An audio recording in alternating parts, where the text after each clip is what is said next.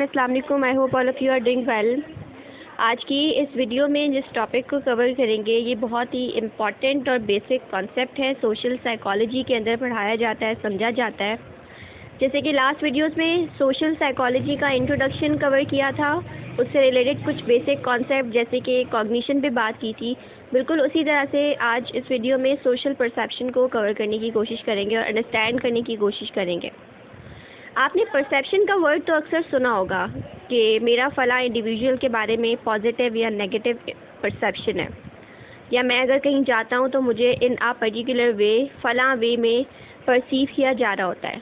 तो ये परसेप्शन होता क्या है और फिर सोशल परसेप्शन क्या होता है, ये किस तरह से बनता है, इसमें कौन कौन से कंपोनेंट्स इन्वॉल्व होते हैं और सोशल परसेप्शन की फॉर्मेशन में ऐसी कौन कौन सी मिस्टेक्स या बाइसेस होती हैं जो की जाती हैं।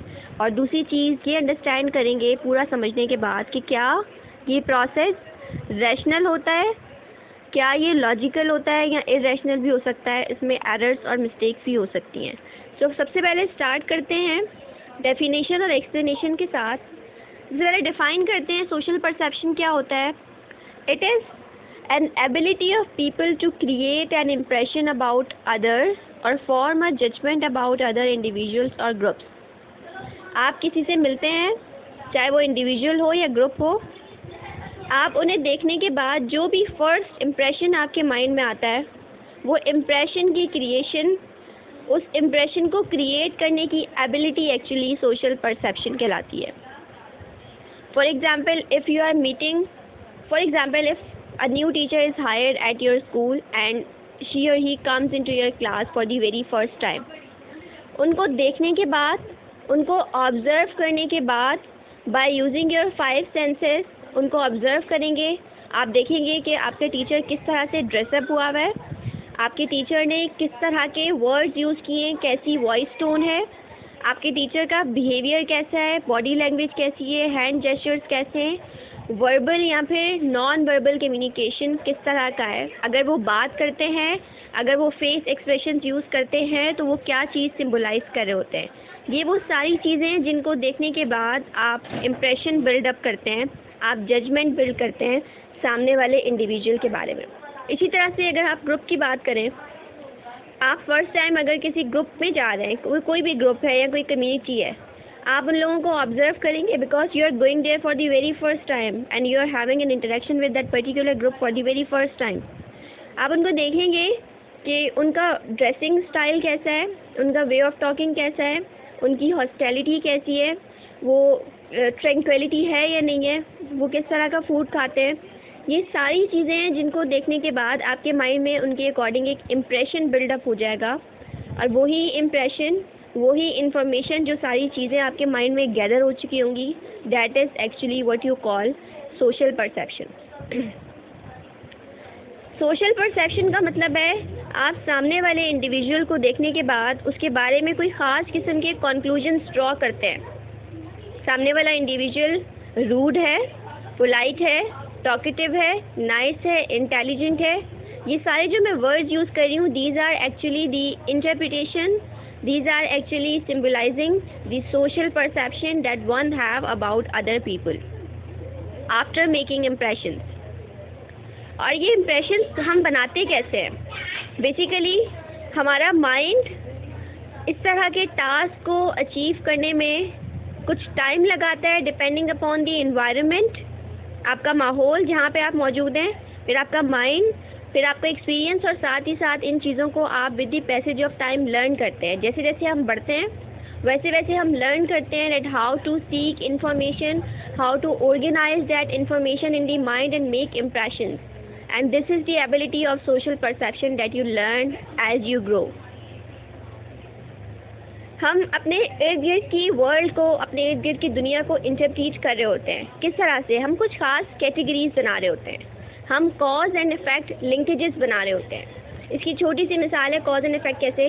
फॉर एग्जांपल, अगर आप किसी से फर्स्ट टाइम मिलते हैं एंड वो आपको बहुत ओवरवेल्म वे में मिलता है, स्माइल ऑफ़र करता है आपको, फॉर एग्जांपल लंच ऑफ़र करता है, तो आप ये सारी चीज़ें कॉजेज़ हैं, इनको रिलेट करके बताएंगे कि आपका परसेप्शन उस इंडिविजुअल के बारे में जो भी बना है, एक्चुअली आपने उन कॉजेज़ को, जो जो कॉजेज़ थे, जो जो उसके ट्रेड्स थे, जो जो उसकी बिहेवियरल पैटर्न थे, जो उससे मिलने के बाद उसने शो अप किया आप लोगों को, आप उन चीज़ों को ऑर्गेनाइज़ करके, उस इन्फॉर्मेशन को ऑर्गेनाइज़ करके उसे लिंक करेंगे और फिर एक कंक्लूजन ड्रॉ करेंगे किसी भी इंडिविजुअल, किसी भी पर्सन के बारे में।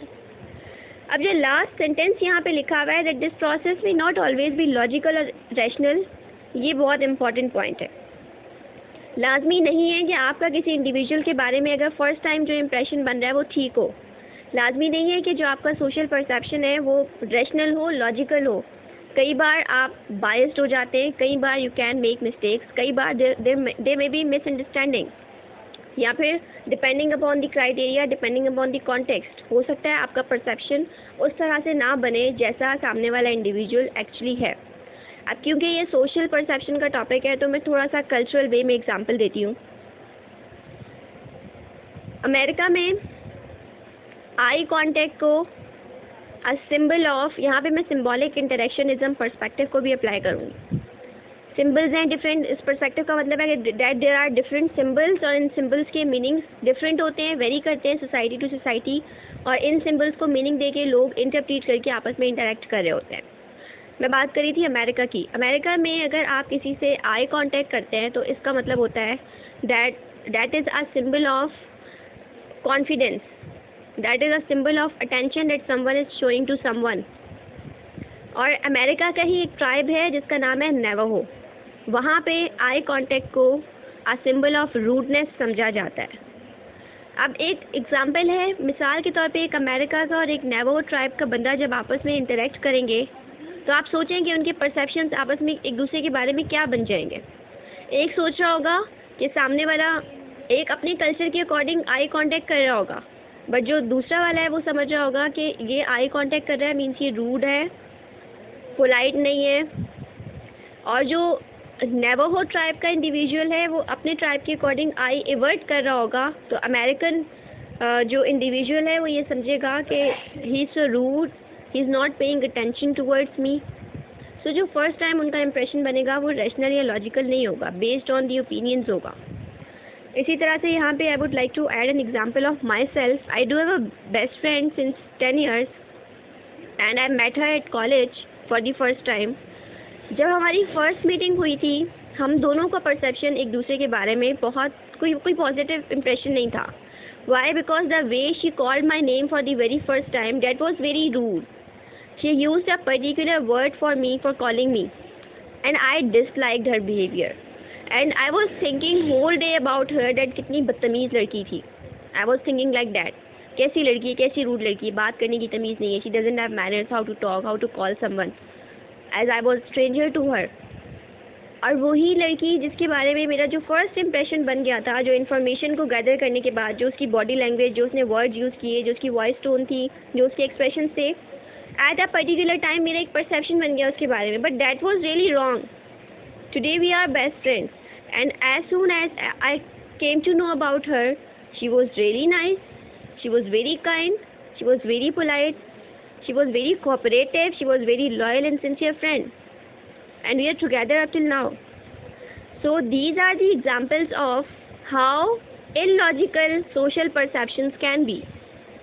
Social perceptions तो ये हैं कि आप इंफॉर्मेशन को गैदर करने के बाद, ऑर्गेनाइज करने के बाद किसी के बारे में इंप्रेशन बिल्ड करते हैं, बट लाजमी नहीं है कि वो परसेप्शन हमेशा ठीक हो। And this is the way हम इन चीज़ों को अंडरस्टैंड करने के बाद सोसाइटी में काफ़ी सारे प्रॉब्लम्स को सॉर्ट आउट कर सकते हैं।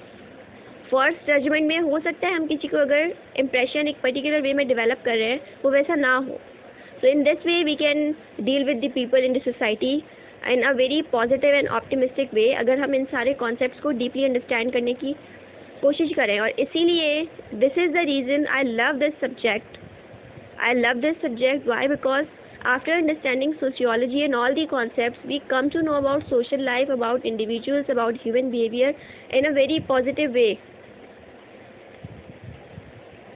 अब बात करते हैं that how do people learn about others' feelings. हम दूसरों की फीलिंग्स के बारे में कैसे जान पाते हैं, ये भी सोशल परसेप्शन का हिस्सा है।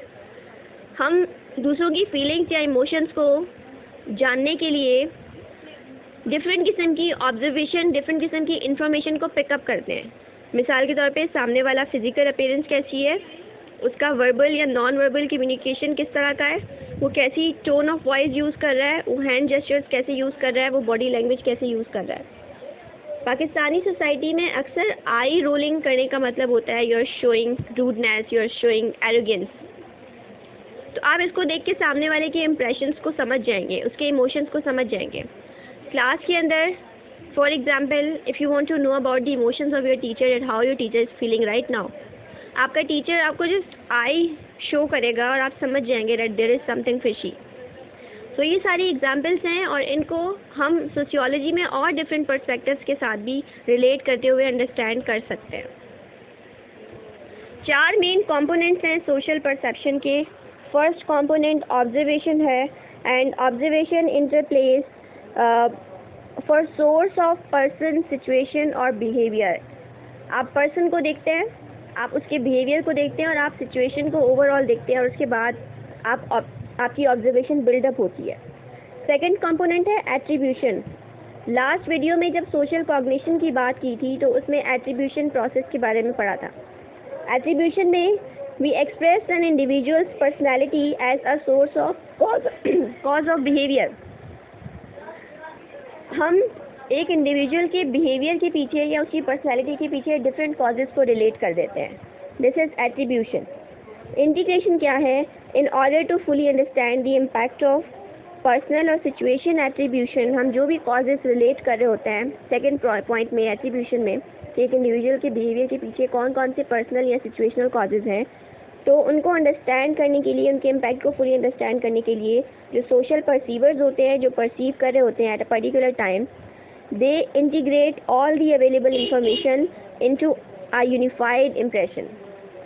जो भी इंफॉर्मेशन मिलती है, चाहे वो पर्सन हो या सिचुएशनल फैक्टर्स हो, उनको ऑर्गेनाइज किया जाता है, उस इंफॉर्मेशन को गैदर किया जाता है ताकि फुली किसी इंडिविजुअल के बारे में परसेप्शन डेवलप हो सके। And last point is confirmation. To finally confirm all these impressions that I have discussed before, people try to understand, find and create information in the form of various biases. अगर आपको याद हो attribution process जो last video है, अगर आपने नहीं visit की तो ज़रूर विजिट कीजिएगा। एट्रीब्यूशन प्रोसेस में डिफरेंट रीजन दिए जाते हैं। कहीं पे एक इंडिविजुअल अपने बिहेवियर के पीछे, अपने फेलियर के पीछे सिचुएशन को रिलेट करता है और दूसरे के फेलियर के पीछे उसके पर्सनल इश्यूज़ को रिलेट करता है। Means for example if I failed in the exam, there was distraction in the room, माहौल अच्छा नहीं था, एनवायरनमेंट अच्छा नहीं था, नॉइस था। And if someone else has failed the same exam, I would say उसने वर्क हार्ड नहीं किया। ये बायस होता है। इसी तरह से एक और बायस यूज़ होता है कि एक इंडिविजुअल के साथ वही होता है जो वो डिज़र्व करता है। अब इसमें विक्टिम्स के साथ रिलेट किया जा रहा होता है कि if they are being victim it means that they are responsible, they deserve what they faced. तो फॉर एग्जांपल अगर इफ़ समवन इज़, किसी का रेप हो जाता है, सेक्सुअल असॉल्ट हो जाता है, तो हम उस विक्टिम को ब्लेम करना स्टार्ट कर दें कि वो डिज़र्व करती थी, उसने कपड़े ऐसे पहने थे, उसका बिहेवियर ऐसा था, उसकी नेचर ऐसी थी। तो ये डिफरेंट बायसेस होते हैं जिनको फिर हम रिलेट कर रहे होते हैं और उसके बाद हम किसी के बारे में परसेप्शन बना रहे होते हैं। At the end the fascination and research for social perception date back to late 1800s when social psychology was first being discovered, and as more as research on social perception is done, the realization of its significance and understanding and predicting our social world continues to grow. Social perception की beginning तो 1800 के time की है, जब आपका social psychology as a subject emerge हो रहा था, डेवलप हो रहा था। लेकिन जैसे जैसे हम इसकी सिग्निफिकेंस के बारे में जानते हैं, हम जैसे जैसे इसकी सिग्निफिकेंस, इसकी इम्पोर्टेंस को अंडरस्टैंड कर पाते हैं ताकि हम प्रिडिक्ट कर सकें और हम अंडरस्टैंड कर सकें सोशल वर्ल्ड को, वैसे वैसे ही इसकी इम्पोर्टेंस और ज़्यादा इंक्रीज़ होती जाती है as a subject and as a concept. So this was the brief introduction about social perception. Kindly share your comments and your examples in the comment section. I would be waiting. Till then,